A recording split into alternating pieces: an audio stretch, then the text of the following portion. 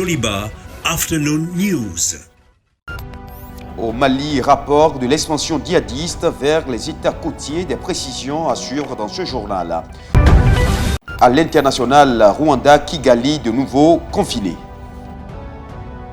Mesdames et messieurs, bienvenue au journal sur Joliba TV News. La menace djihadiste se propage de plus en plus vers les pays côtiers de l'Afrique.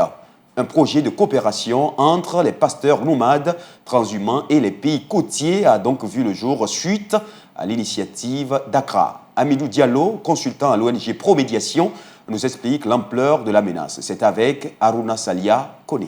La menace terroriste s'exporte du Sahel vers les pays côtiers. Les attaques de Grand Bassam et la prise d'otages des touristes dans le parc de Pendjari au nord du Bénin sont des exemples éloquents. Des événements qui ont poussé les pays côtiers à s'organiser. Les pays, c'est-à-dire côtiers, ont pris conscience de cette situation et ils ont créé ce qu'on a appelé l'initiative d'Accra. L'initiative d'Accra, c'est quelque chose de purement sécuritaire qui permet quand même aux pays, c'est-à-dire concernés, aux pays du Golfe de Guinée, c'est-à-dire tous les pays au bord de l'Atlantique, de se retrouver à un certain moment et d'échanger du renseignement et d'échanger aussi d'informations entre services. Une conjugaison d'efforts qui porte fruit. Ils ont mené une opération ensemble, c'est-à-dire une opération cette opération avait rassemblé les armées du Bénin, du Ghana, du Togo et du Burkina Faso. L'opération qu'ils ont appelée Opanoa. Voilà. Il y a aussi une seconde opération en séparé temps et ce sont des opérations qui ont permis quand même vraiment de façon très claire après le résultat de ces opérations, de désorganiser les premières entités qui se sont installées dans ces zones, y compris que ce soit au niveau des unités qui sont venues pour former des gens ou au niveau aussi des recruteurs locaux, c'est-à-dire ou au niveau aussi du stock de matériel, que ce soit des armements ou du carburant. Actualité oblige. Le retrait de l'armée française de certaines zones du Mali est inquiétant pour notre expert. La bonne nouvelle pour lui, c'est la relève de l'opération Barkhane par la force Takuba. Avec l'appui aussi de la France qui se retire organise ça, nous pouvons rester dans la même tendance. Et heureusement que la France ne va pas partir totalement. Nous avons Takuba qui reste, nous avons aussi les forces, la majeure partie des forces qui seront stationnées à Niamey. Donc, ce qui veut dire qu'il y a toujours cette coopération qui va continuer. Mais de toute façon, on est un jour appelé à prendre nos responsabilités et les chefs militaires doivent savoir qu'il serait temps pour eux, c'est-à-dire que nos armées sahéliennes s'assument.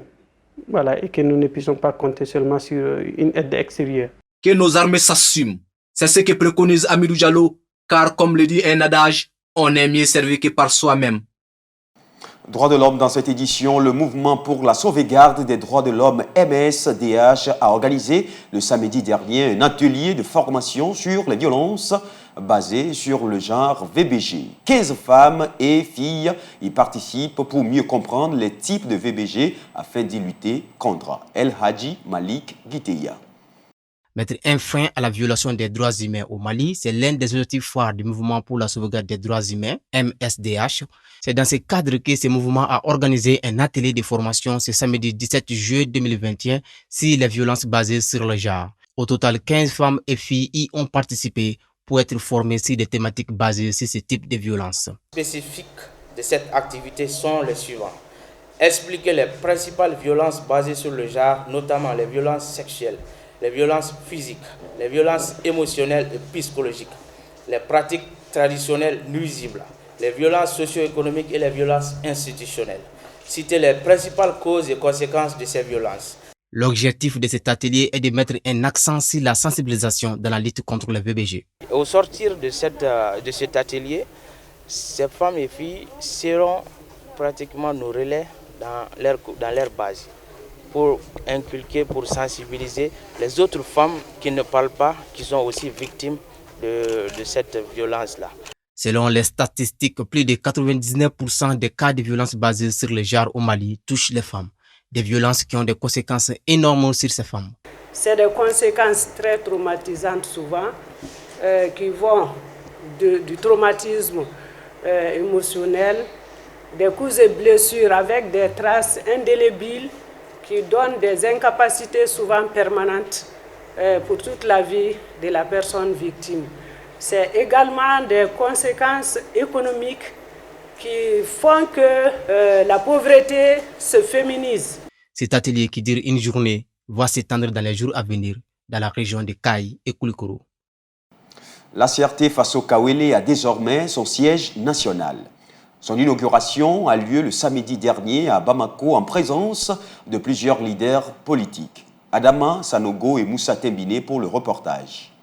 Soutenir la transition et répondre aux différents besoins de la population sont entre autres défis que se fixe la CRT, Parti Faso Kawele, l'appel citoyen pour la réussite de la transition.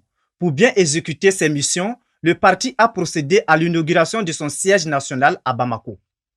À CRT, Parti Faso Kawele, nous nous installons formellement sur la scène politique en ayant la conviction que seul le travail et la solidarité, une certaine créativité sociale nous permettrait de produire des équilibres actifs entre les perspectives individuelles et les destinées collectives. À la CRT, Parti Faso Kawele, nous sommes sensibles au message clair du peuple malien, raison pour laquelle nous avons décidé de créer un parti afin de répondre efficacement à ces mots de la population malienne, de l'intérieur aussi bien que de la diaspora. La formation politique d'Issa Kaoudim place sa confiance en la jeunesse. Pour nous, la jeunesse, ce n'est pas l'âge, mais c'est la vision. C'est la vision du changement, c'est la vision d'un Mali réconcilié avec lui-même, c'est la vision d'une bonne gouvernance, mais c'est la vision d'imposer le respect du Mali à ceux qui veulent, qui disent qu'ils veulent nous aider. Donc, ACRT veut jouer sa partition. La CRT, Parti Faso Kawele, se dit aussi engagée pour soutenir les autorités de la transition. Nous avons, sous la conduite du président Issa Kaoudim, sillonné les 6 communes de Bamako, l'intérieur du pays, notamment Kaï, Kenyeba, Koulikoro, Sikasso, Ségou, Kouchala et San, pour informer et sensibiliser nos compatriotes, partout où ils se trouvent, sur la nécessité de soutenir la réussite de la transition. Le parti appelle les Maliens à s'impliquer davantage à la chose politique pour faire bouger les lignes. Un mois en santé dans cette édition, maladie très dangereuse, l'hypertension artérielle fait de plus en plus de ravages au Mali. Méconnue par bon nombre de citoyens, cette maladie touche plus de 20% des Maliens. Des précisions sur Chemal dans ce dossier. Réputée dangereuse et mortelle, l'hypertension artérielle fait des ravages au Mali depuis quelques années. Longtemps considérée comme une maladie des vieux par bon nombre de personnes, et pourtant cette pathologie touche plusieurs catégories d'âge. Au Mali, plus de 20% de la population est hypertendue. Alors, l'hypertension artérielle, c'est juste une question de pression. C'est lorsque la pression sous laquelle le sang circule dans les artères se trouve être élevée. Et donc, cette élévation de la pression de circulation du sang dans les artères va entraîner un certain nombre de conséquences. Maladie asymptomatique, facile à diagnostiquer, mais le seul moyen d'identifier une personne hypertendue est la prise de tension. Généralement, l'hypertension est définie lorsque le médecin trouve des chiffres tensionnels qui sont supérieurs ou égaux à 14,9 cm de mercure. Alors, si vos chiffres atteignent cela ou dépassent 14,9, on vous dit hypertendu. Facteur de plusieurs autres maladies comme l'accident vasculaire cérébral AVC, l'insuffisance rénale, l'insuffisance et la crise cardiaque, etc. L'hypertension artérielle est incurable. Et c'est une maladie qui se soigne, mais dont on ne guérit pas. Cela suppose que lorsqu'on est découvert hypertendu, cela va nous imposer un certain nombre de conduites, notamment avaler un médicament tous les jours que Dieu nous donne la chance de vivre. Pour éviter ce mal, il est primordial d'adopter de nouvelles attitudes sanitaires et comportementales. Lorsqu'on évite de prendre du poids, lorsqu'on fait beaucoup d'exercices physiques, lorsqu'on évite de prendre du tabac, lorsqu'on évite de consommer trop de sel, sont entre autres des comportements qui font qu'on peut être protégé contre l'hypertension. Mais en plus de cela, la consommation des fruits et légumes est également facteur qui protège contre l'hypertension artérielle. De nos jours, cette maladie inquiète bon nombre de personnes. Au Mali, plus de 55% des malades dans les services de cardiologie sont hospitalisés pour l'hypertension et ses complications. Et pire encore, près de 50% de ces personnes meurent des suites de cette maladie. Un mal à ne surtout pas négliger. Découvrons à présent la dune rose de Kohima dans l'infographie du jour. La dune rose ou la dune de Kohima est une attraction de la ville de Gao au Mali, située à 5 km de cette ville. C'est la première d'une série de dunes s'étendant le long des rives du fleuve Niger jusqu'à Tombouctou, située à 400 km plus loin. Son véritable nom est la dune de Kohima et on l'appelle la dune rose à cause de la couleur qu'elle prend au coucher du soleil. La légende raconte que sous cette immense dune qui se perd à l'horizon, un trésor fabuleux est caché. Kohima est une fierté de l'homme Songhai. Il est le symbole de la tradition et le panthéon de la culture Songhai.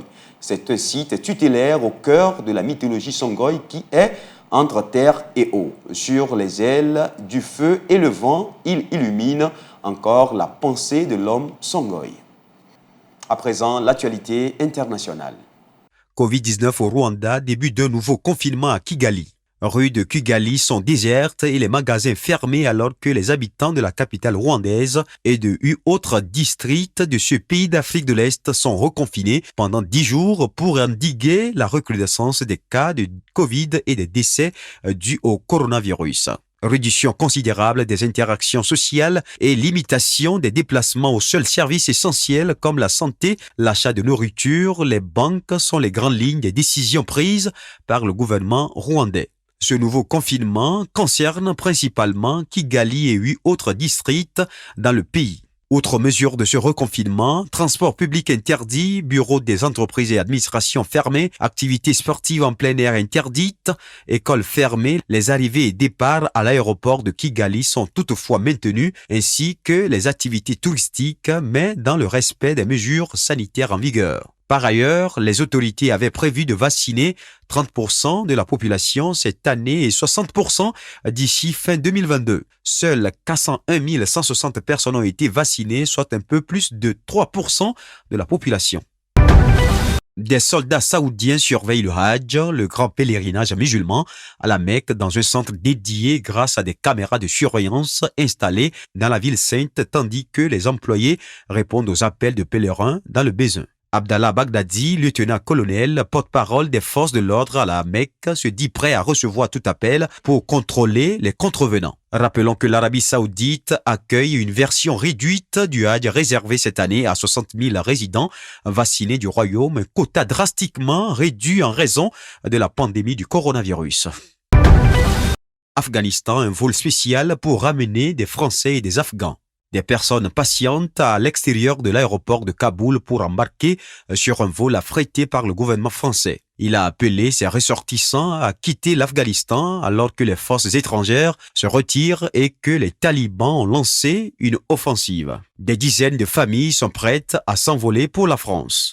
Pour Bakar Ahmad Arefi, employé de l'ambassade française, les talibans ont accéléré leur attaque vers les villes et c'est dangereux. Depuis plusieurs mois, les talibans lancent des offensives majeures et Bakar Ahmad Arefi laisse tout pour sa survie.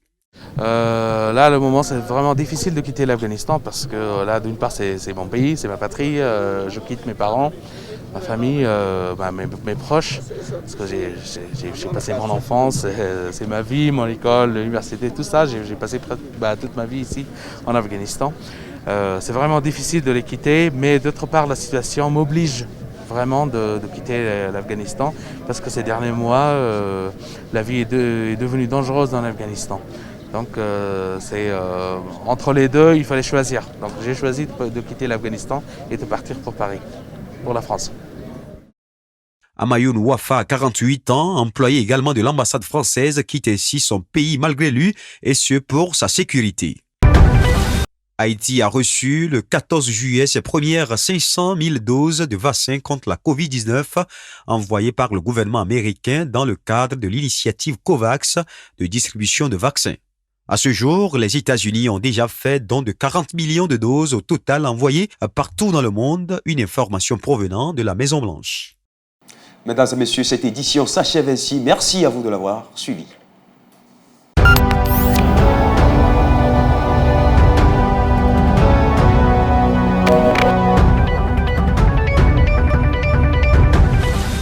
Joliba Afternoon News.